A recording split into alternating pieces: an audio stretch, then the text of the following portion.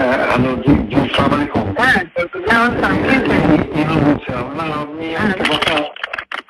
আমি মনে করি যে আপনার পদক্ষেপটা সঠিকই হয়েছে। এখন পর্যন্ত যা রিপোর্ট বাংলাদেশে পাচ্ছি আর কি, তো ওখানে ঢাকাতে আপনার রামপুরার দিকে এবং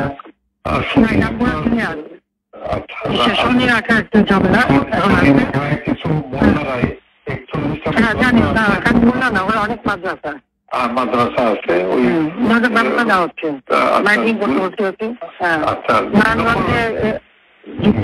আর্মিকে আমরা 36 নারা মারছি। ও আচ্ছা, আমি বলছি ক্যাজুয়ালের দরকার নাই, ওরা ব্যারিকেড নিয়ে আসে তো আকাশ থেকে নামবে, পাইপে ধরবে। আচ্ছা, মেসেজটা দিয়ে দিতে পারেন। আচ্ছা, 36 নারা পাঠানো হচ্ছে, হেলিকপ্টার দিয়ে সোজা বম্বিং করা হবে। আচ্ছা, ঠিক আছে, হেলিকপ্টার যাবে উপর দিয়ে মারবে।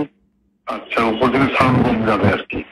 ঠিক আছে, যেটা গেল। আমি একটা পয়েন্ট আপনার একটু নজরে আনার জন্য রিকোয়েস্ট করতেছি যে কার্ফিউ তো 2-5 দিন চললো, কিন্তু কার্ফিউর পরে যাতে আর বেশি না নামতে পারে সেই জন্য একটা হোমওয়ার্ক করা দরকার। যে উত্তরা, পাড্ডা, গুলশান, যাত্রাবাড়িতে যারা মিছিল লিড করছে সেগুলো চিহ্নিত আর কি, ছাত্রদল, বিএনপির ছেলেরা শিবিরে। তো সেই ছেলেগুলো মানে ধরেন রিজভিকে অ্যারেস্ট করা বা নুরকে অ্যারেস্ট করা ইম্পর্টেন্ট না, ইম্পর্টেন্ট হচ্ছে গ্রাউন্ডে যে মিছিলটা লিড করেছে। আমি আমার কুষ্টিয়া জেলাতে এসপি সেভাবে অলরেডি তালিকা করে ফেলছে, ওখানে কোনো সংঘর্ষ হয়নি। একটা ছোটগুলিতে খালি একজনের পায়ে লাগছে, উনি ম্যানেজ করছে অলরেডি কম্পিউটারে বসে ছবি দেখে ছেলেগুলোর তালিকা করতেছে। তা আমি বললাম যে ছেলেগুলোকে আজকে রাত্রের ভিতরে পিক আপ করে দাও, মিছিলটা লিড না করতে পারে। আমি ঢাকা শহরের জন্য বলছি যে আপনার গোয়েন্দারা নিশ্চয়ই তালিকাটা করতে পারবে যে উত্তরায় কারা। লোকাল লিডার ওখানে এমপি খসরু আছে এবং হাসান হাবিব আছে। আমার কালকের যে রিপোর্ট, হাসান হাবিব নামেনি, কিন্তু ও রাগ করে খসরুর উপরে ছেড়ে দিয়েছে এমপি সাহেব মোকাবেলা করুন। তো হাসান হাবিব লোকাল না তো, হ্যাঁ রাইট, লোকাল, ওদের তো লোকজন আছে। হাসান হাবিব নামেনি, আর এখানে ওয়াকিল ওর সামলাতে পারেনি, ও 2 লাইনে পা দিয়ে চলে। আমার কথা হচ্ছে যে একটু যদি লোকাল লিডারদের সাহায্যে তালিকাটা করে দিয়ে আজকে রাতের ভিতরে সব কাস্টডিতে নিতে পারেন, তাহলে কোনো জায়গায়। আর মোহাম্মদপুরে একটা পায়খানা ছিল, কালকে আপনি রাত 12টায় দিয়ে খুব ভালো করছেন, আজকে কিন্তু গণভবন ঘেরাও করতো, কিন্তু মোহাম্মদপুরের ওখান থেকে রেডি হচ্ছিল কালকে, মানে এইটা। সুতরাং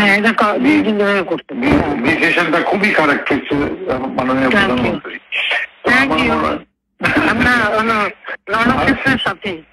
রণক্ষেত্রের সাথে তো আপনি একটু দয়া করে মানে এই পিক আপটা করতে বলেন, উপরে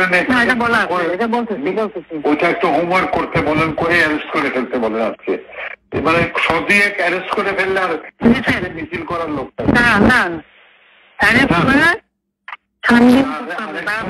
আরেকটা রিকোয়েস্ট আমার, যে ইন্টারনেটটা আমার মনে হয় চালু করতে বলে, এটা আমাদের কাজে লাগবে।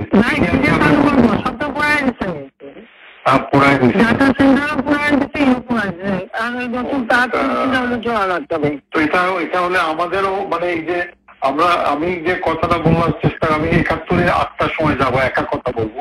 আমি বলবো যে সরকারের সঙ্গে কোটা আন্দোলনকারী পুরো বিরোধ নাই, সরকারের সঙ্গে বিরোধত্বে নাশকতাকারী বিএনপি জামাতের। বলেছেন এই জিনিসটা প্রোপাগান্ডে আনতে হবে। যদি ইন্টারনেট থাকে, গণমাধ্যম দিয়ে আমরা পুরো নিউজে ট্র্যাক করে দিলাম যে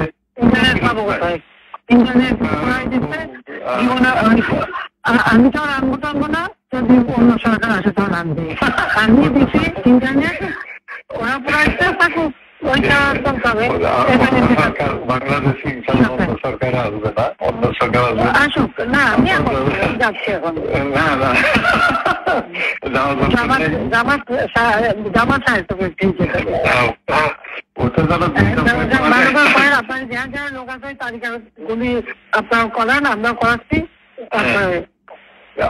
এই ক্লিয়ারে জামাত শিবিরের আবার নির্বাচন ভেঙে দেন ঢাকা শহরে, একেবারে ওটা আমার এক্সপোজ হয়েছে আর কি, একটু দেখেন। আর আমি বাদ বাকি আমাকে যেটা বলবেন আমি ইনশাল্লাহ করবো না, ওই তালিকাগুলি একটু করে ফেলান আর নিজেগুলি এই সুতা যা পারেন ওই শিবির যে করা আছে যা আছে সবদূর পারেন আমার না নাই।